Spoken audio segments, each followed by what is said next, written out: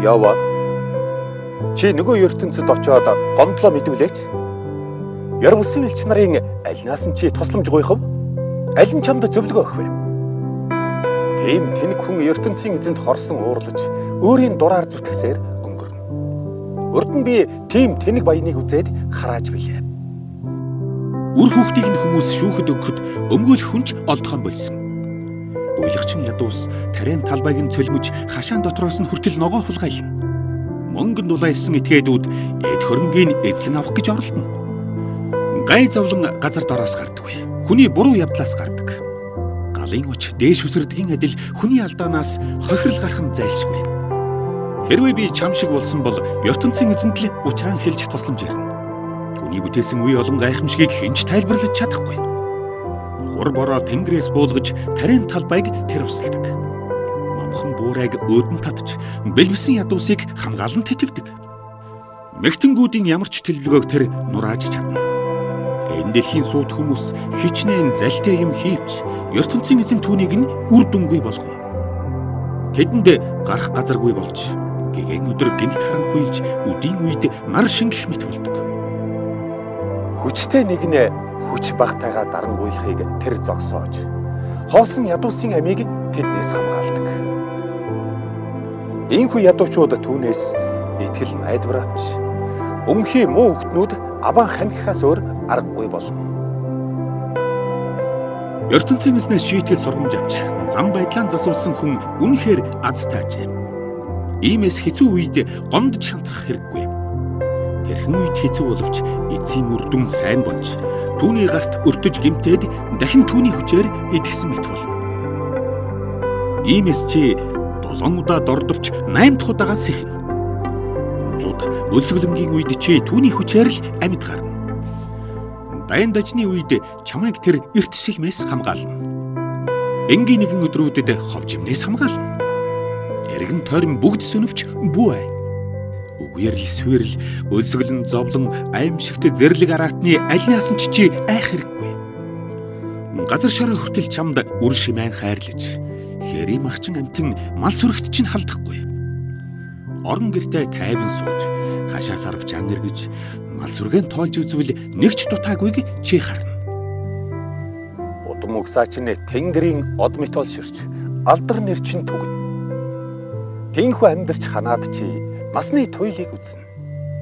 Энэ үннийг бид арайхийн ухаарсан бөгөөд чи ч бас мэдж авбал илүүдэхгүй.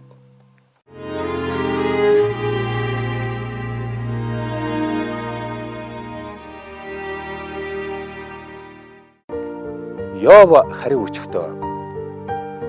Гай зовлонг миний жингээр хэмжиж үзвэл талайн бүх хэргийн элснээс ч хүнд бизээ. Иймээс чи би одоо дэмий чалжсан. Хязгааргүй хүчит их эзэн минь. Над руу хорт сум харваж тэр сумны хор сүнсэнд минь хүртэл орсон мэт. Намайг айлгах бүх аргыг тэр хэрэглэх мэт. Өвс тэжээл хангалттай бол үхэр мөөрч илжих хашгирах уу? Үнэхээр хэцүүдсэн би одоо үг хэлхээс өөр аргагүй. Давс хужир байхгүй хоолыг хэн идэж чадах вэ? Өндөгний цагаан уургийг хэн амттай гэх вэ? Үг чинь надад ийм л санагдаж байгаа учраас үнэндээ би хүлээн авч чадахгүй. Ойшон үзвэл хортой хоол эдсэн мэт болё. ертөнцийн эзэн хүссэн юмыг минь юунд үл өгнө вэ? Амнасыг нь тэр авна гэдгийг мэдвэл би зөвхөн баярлна. Тэгээд дуусахгүй их зовлон минь эцсэн бол. Ямар ч хэцүү үед би туйлын ариун их эзний үгийг зөрчөөгүй. Үүнээс илүү төвчээр үнэндээ надад алгаа. Итгэл найдвар минь үгүй болж үхлийг хүртэл удаан хүлээх хэрэггүй гэж бодно. Би хад чулуу мэт хатуу чанга биш. Би минь хүртэл хүрлээр цутгсан юм биш. Туйлдаан хүртэл ядарсан надад тулах найдвар алгуулжээ. Зовлонт хүн би хязгааргүй хүчтэй эзнийг тоолхон боллоо ч гэсэн амт нөхөд та нар минь өрөвдөн хайрлах ёстой биш үү? Гэтэл та нар минь хаяа ширгэж хаяа үерлэх бяцхан горих мэт найдвар байжээ. Уулын цас мус хайлахад ийм горих цэлэлзэн харлавч халуун нар гарахад хат ширэгдэг. Тийм Менжин тийм горхоос ус уух гэж зарим очивч ан гэж өгдөг.